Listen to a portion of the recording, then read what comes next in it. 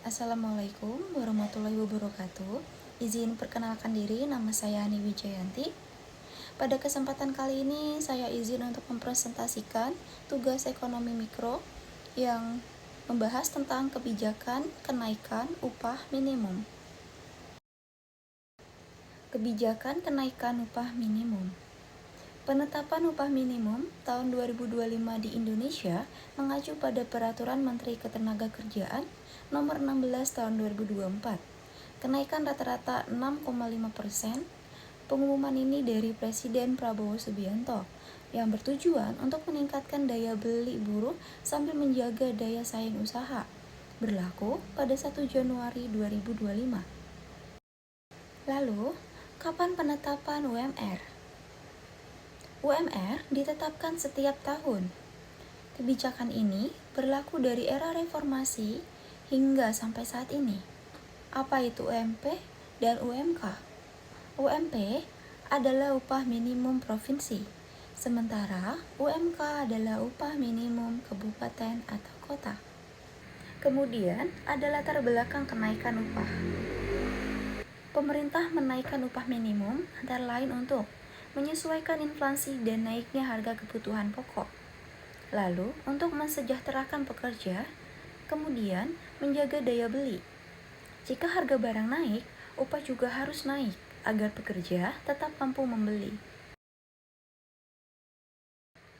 Berikut merupakan dampak positif dan dampak negatif dari kenaikan upah. Salah satu dampak positifnya yaitu daya beli pekerja meningkat. Pekerja dapat membeli lebih banyak barang dan memenuhi kebutuhan serta dapat hidup dengan layak. Kemudian, mengurangi ketimpangan pendapatan. Lalu, memicu produktivitas karena karyawan lebih merasa dihargai atau diapresiasi. Kemudian, ada dampak negatif. Salah satunya adalah biaya produksi perusahaan naik. Karena upah merupakan komponen terbesar dalam biaya produksi. Lalu ada potensi PHK. Karena banyak usaha UMKM yang belum mampu untuk menanggung kenaikan upah.